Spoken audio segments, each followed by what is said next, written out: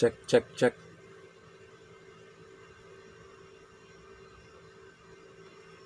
Teman-teman, mikrofon yang kemarin nyetrum sekarang udah nggak nyetrum lagi.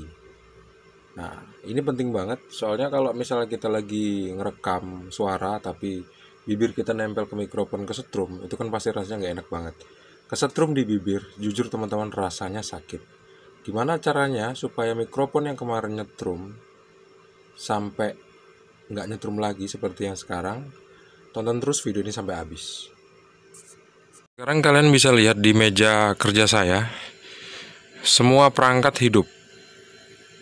Perangkatnya nggak banyak sih, cuma satu buah monitor, satu buah mixer, kemudian satu buah mikrofon merek Shure, kemudian satu buah amplifier, kemudian satu unit PC.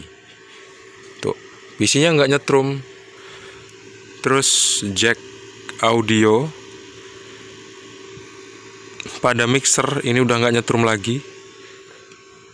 Mikrofon yang kemarin nempel di bibir saya nyetrum sekarang udah nggak nyetrum lagi. Oh, mungkin ada yang skeptis, mungkin karena mikrofonnya belum dihidupin bang. Oke, sekarang saya hidupin. Saya pegang-pegang, nggak kesetrum saya teman-teman.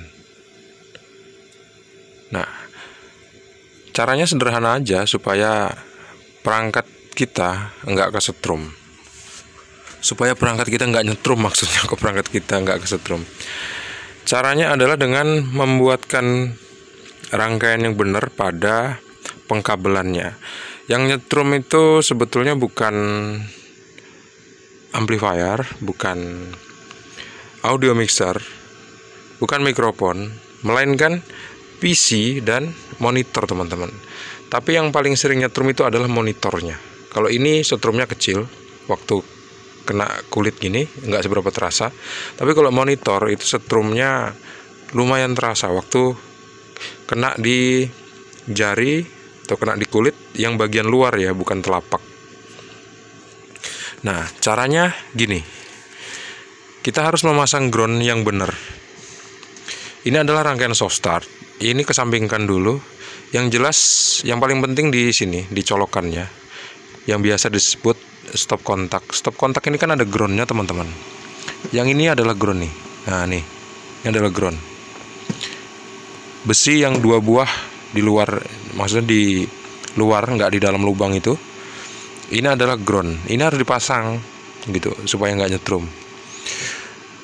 Caranya adalah dengan memasang kabel steker yang isinya 3 seperti ini. Kabel groundnya warna hijau kuning. Kemudian kabel L dan N adalah kabel warna biru dan coklat seperti ini. Ini harus kita pasang. Kita lihat di sini ada 3 kabel kan yang masuk ke stop kontak. Nah, seperti ini harusnya. Kemudian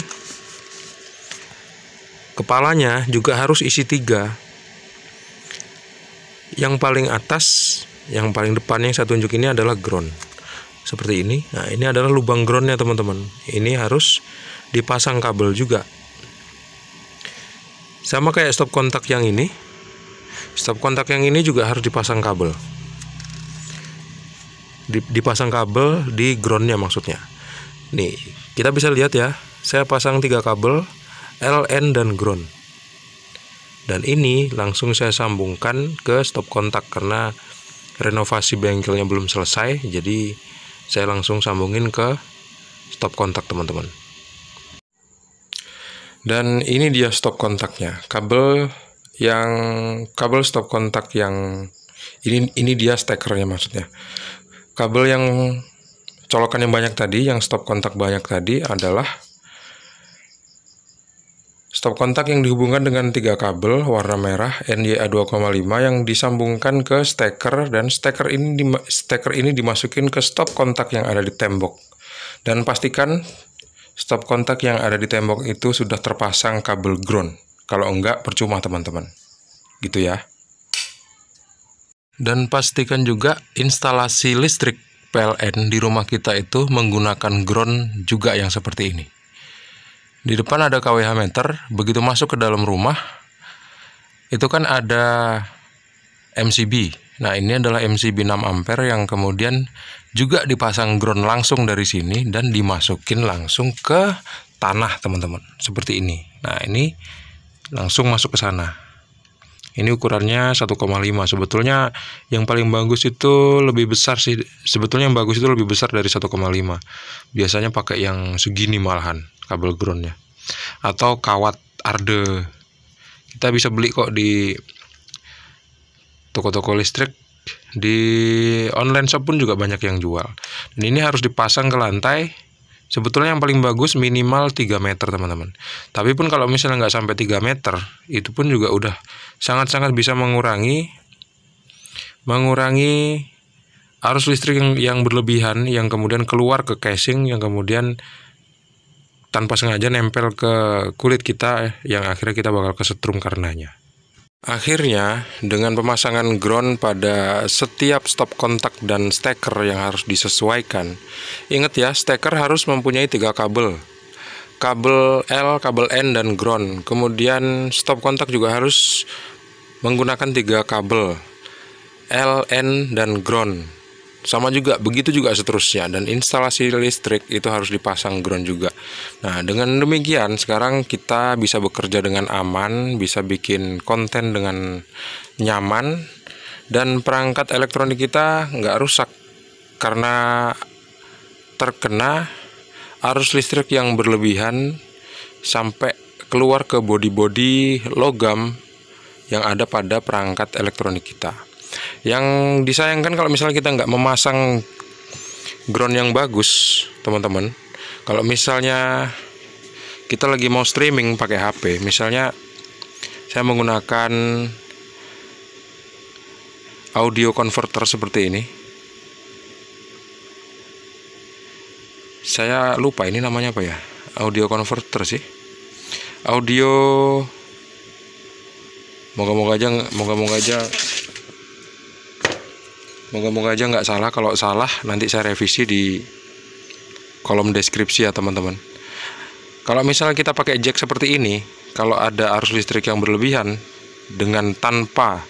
karena tanpa kita pasang ground di stop kontak maupun stekernya, waktu kita pegang kayak gini nyetrum, teman-teman. Dan ini kalau misalnya kita colokin ke handphone, nanti bisa jadi handphone kita bakal rusak karena masuk arus listrik yang berlebihan ke sana gitu ya. Itulah pentingnya ground, teman-teman, untuk bisa membuat agar bisa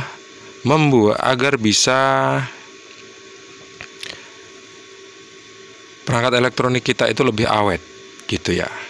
Itu aja deh video kali ini yang mau saya tunjukin ke kalian, dimana sebelumnya saya nunjukin teorinya untuk grounding, dan sekarang adalah pembuktiannya bahwa memasang ground itu sangat-sangat penting di dalam instalasi listrik di rumah kita.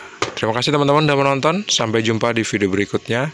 Assalamualaikum warahmatullahi wabarakatuh. See you and bye-bye.